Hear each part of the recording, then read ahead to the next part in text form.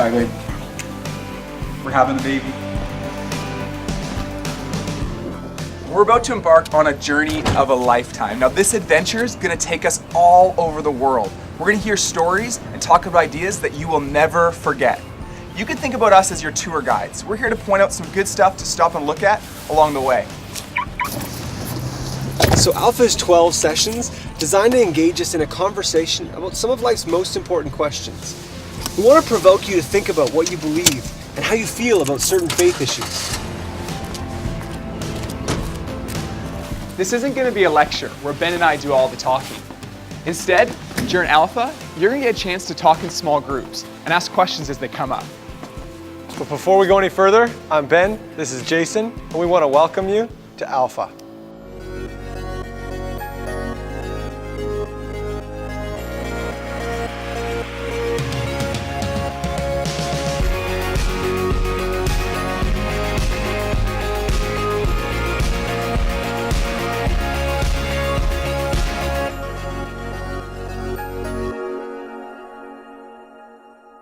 The average life expectancy in the developed world is about 80 years. But what are we supposed to do with 80 years on planet Earth? Hey, what's the point of all this time? Or more importantly, is there even a point at all? Alpha is all about asking life's biggest questions. But it can be a bit weird talking about something like life. It really is something we just do. Every day we wake up, get dressed, eat breakfast, maybe some cereal. Then we go to school, sit in class, probably do some homework, maybe talk to some friends, then we go home, go back to bed, and do it all over again the next day. Just sort of happens.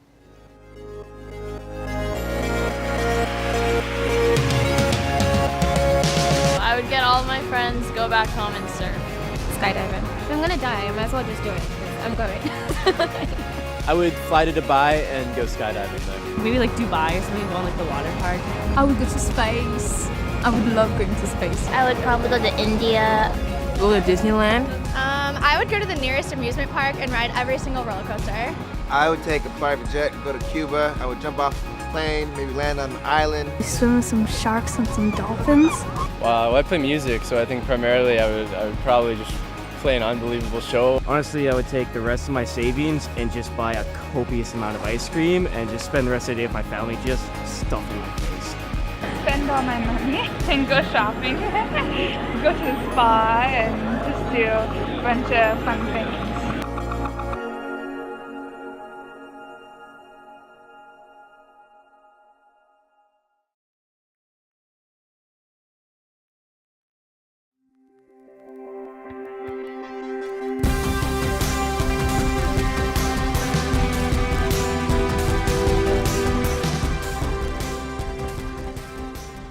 If I actually only had 24 hours left to live, I wouldn't waste my time cleaning my room or washing my car or doing homework.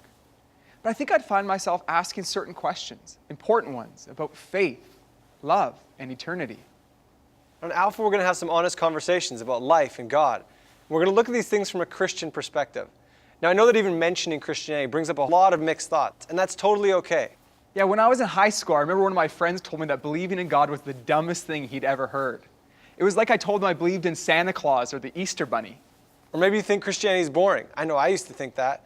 I thought it was all about hanging out with old people, singing old songs, drinking tea, and reciting rules from a really old book. Yeah, for me, my biggest struggle with Christianity wasn't that it was far-fetched or that it was boring. For me, I simply couldn't understand how it had any impact on my life. I remember back in grade 8, I was going through a really tough time. I felt like I didn't have any friends at school that really liked me, and I felt like no one at home understood me. I used to fight with my parents over anything. One time, when I was really upset, I don't even remember what it was about, but my dad wanted to help me pass me a Bible and recommend that I read it. But when he gave it to me, I took it and I threw it on the ground. I don't know exactly why I did it. I think it was because it seemed so useless to me. You might not have ever been in a situation quite like that before, but most of us have asked ourselves this question: is God worth my time? Alpha could be one of the first times you've ever talked about this kind of stuff. It seems like there's a rule in society that says we're not supposed to talk about our personal beliefs. Let's take a few minutes right now to talk about why that might be.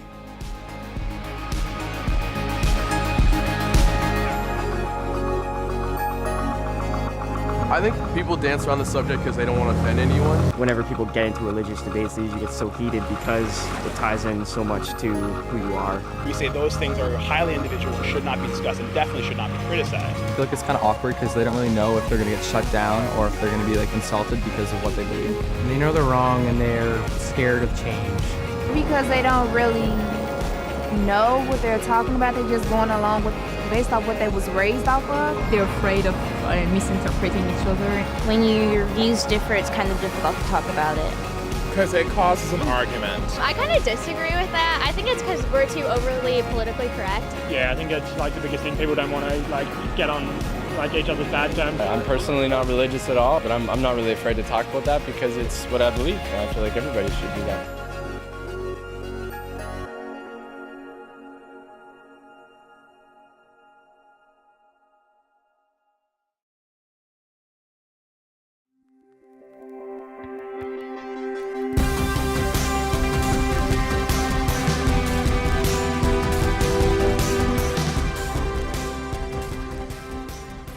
At the center of the Christian faith is a man named Jesus. He wasn't afraid to talk about issues that other people avoid. Jesus said some of the most outrageous things that I've ever heard. In John 14:6, he's quoted saying, "I am the way, the truth, and the life." This statement was controversial 2,000 years ago when Jesus first said it, and it's still controversial today. We want to crack open each of those statements and see what Jesus is saying. Jesus says, I am the way.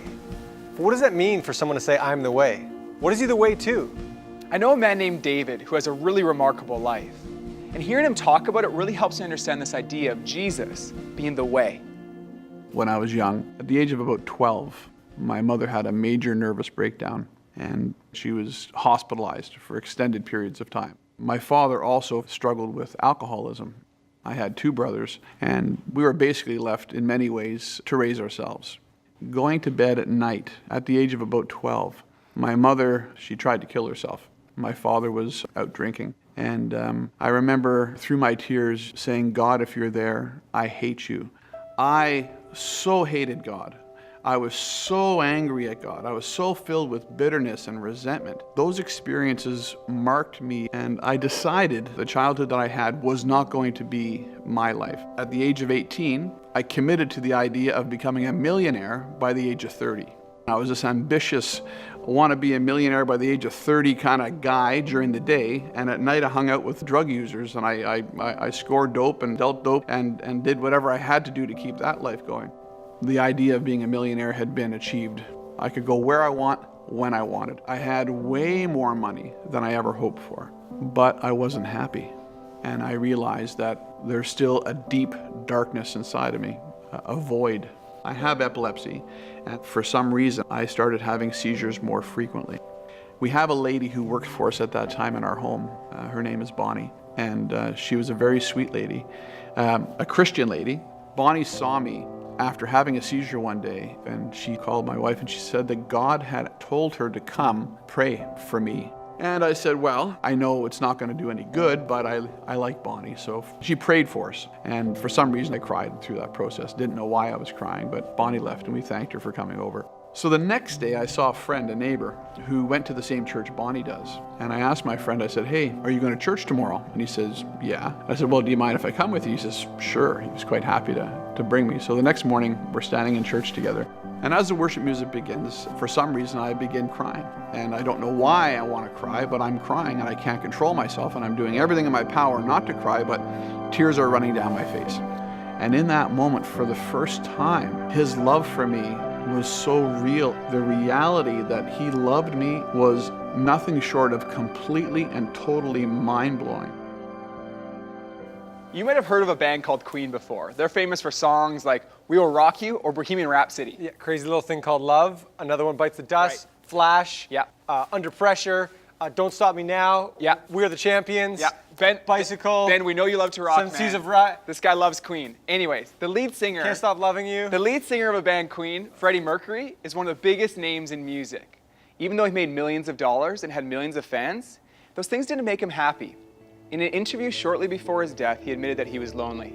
He said, "You can have everything in the world and still be the loneliest man. And that's the most bitter type of loneliness. Success has brought me world idolization and millions of dollars. but it's prevented me from having the one thing we all need, a loving, ongoing relationship. When Jesus said, "I am the way," he was responding to that need. He's saying, I am the way to a loving and lasting relationship with God. So I've heard of people saying that they know if something is true, but I've never heard of anyone claiming to be the truth. But Jesus goes on to say, I am the truth. I want to clarify this word truth because it can mean different things for different people. Maybe you've heard somebody say, well, that's true for you, but I don't personally believe it. Now this sounds polite, but it falls apart quickly. If we're talking about facts, if something's true, isn't it true for everyone? And if something's not true, isn't it not true for anyone? For example, imagine you find yourself on the edge of a cliff and someone says, I believe I can fly, I'm gonna jump. You wouldn't be like, well, that might be true for you, but I don't personally believe it. No, you'd say, don't jump, you're crazy. Whether you believe in gravity or not, it's real. And when we talk about the message of Christianity, we're not talking about something that's only true for a select group of people. The author of the Chronicles of Narnia, C.S. Lewis, put it this way: Christianity is a statement which, if false, is of no importance, and if true, of infinite importance. The one thing it cannot be is moderately important. So much of the world has been shaped by people who believe that Jesus really is the truth. Some people say that faith and science can't mix, but some of the most influential voices in science throughout history have been Christians. Galileo and Copernicus, Newton and Mendel. I'm personally inspired by Francis Collins. He was the director of the Human Genome Project, a project that's at the forefront of scientific discovery about our DNA. He's one of the most respected geneticists in the world. And in one of his books, he writes about how he became a Christian without having to compromise his intellect. Some people think that any intelligent person could not believe in Jesus. But history has been influenced by brilliant men and women who believe and continue to believe that faith and science complement one another. When Jesus said that he was the truth, he was talking about more than intellectual truth. He wasn't just talking about knowing something with our minds, but also with our hearts. There's a big difference between knowing facts about someone and knowing them personally. For example, I know a lot about Oprah because Jay here doesn't stop talking about her. Yeah, pulling out the wallet. Me and Oprah, Vancouver, 07. Seen the picture a couple times today already. Thanks, man. It's a good one. It's a good one of you and Opes. Nice. If I saw Oprah in the street, I'd recognize her, but she wouldn't recognize me because there's a big difference between knowing about someone and actually knowing them. In Jesus, we discover that truth isn't just a set of ideas, but a person that you can know. Christianity isn't about memorizing a set of rules, but about knowing God personally through Jesus.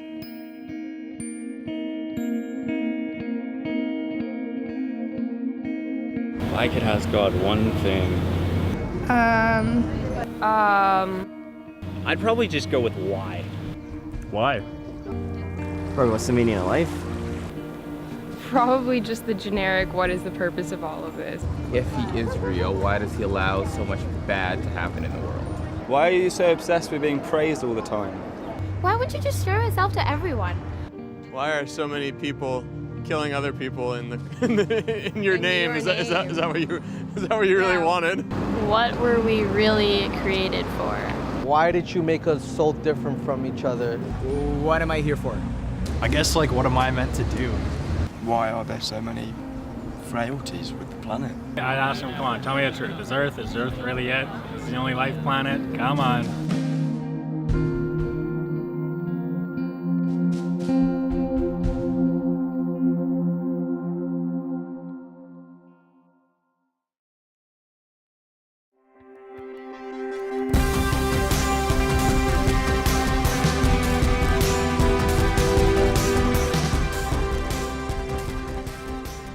Jesus said, I am the life. Now it's possible to be alive, but not truly living. When I was in high school, I was always searching for a more fulfilling life. I was convinced that if I got my driver's license, that's when I'd be really free and happy. I got my license, but it didn't change my life as much as I thought it would. And then I thought, when I graduate, when I'm done high school, that's when I'll be really happy. And I graduated, and it was fun for a bit, but it didn't satisfy me. And then I thought, I know what I need. I need a girlfriend. That's it. So I got a girlfriend. And then another girlfriend. And then another. But I realized the hunger in my heart was still there. I had everything I thought I needed. But there was still something missing. There was a longing in my heart for something truer and deeper. It was a longing for life. Jesus was talking about that hunger when he said, I am the life. There are so many things that creep into our lives and take away from the life God designed for us. Fear, insecurities, addictions, guilt, hopelessness. This isn't how God wants us to live. Jesus said, I came to give people life and life to the fullest. Whether you feel like something's missing or not, life with Jesus is completely different than life without him. Once upon a time, there lived in jolly old England a young boy called Nicky. It was such a long time ago that the television in his family house was both massive and only showed pictures in black and white. Would you believe it? Worse still, there were only 3 channels. And even worse again, the picture kept disappearing into hundreds of fuzzy lines. The family did discover that they could make the picture better by standing next to the TV, by placing their hands down the back of the TV. Even standing on certain floorboards helped. The big day came for the 1966 Soccer World Cup final. Just as England were about to score a goal, the picture disappeared yet again. Everyone was frantic. Then Nicky discovered that there was an aerial socket on the TV and a cable coming out of the wall attached to an aerial on the roof. All he had to do was make the connection. Now they could enjoy the rest of the game with the new picture, and their television viewing was never the same again. Life with Jesus is like seeing clearly for the first time. I can remember the specific moment when I decided to trust Jesus with my life. It was August 2nd, and I was driving my dad's car home from a friend's house. I had spent months wrestling with questions about God and life, and at times, it felt like I was wrestling with God himself. On that sunny summer day, I decided to surrender my life to God. With tears coming down my cheeks, I told God that I wanted to follow his plan for my life, and that I wanted to begin a friendship with Jesus. There was a significant change in my life that day. It felt like a huge weight of hopelessness and guilt was taken off my shoulders. I felt a massive sense of relief and then joy in my heart. I felt loved by God, and I've never been the same since. If you live to be 70 years old, this is how you're going to spend your life. You're going to spend 20 years and 3 months asleep, 10 years and 5 months watching TV, 7 years and 6 months eating and drinking, 5 years and 9 months in some form of transportation, 18 months waiting in line, and 6 months at red lights. It's alarming to think that some of us will spend more time at red lights than we will talking about important issues of faith and life. We're going to take some time to ask some of life's biggest questions and explore the life and words of Jesus. You have approximately 570,000 hours left to live, and we want to invite you to spend less than 24 of them with us on Alpha.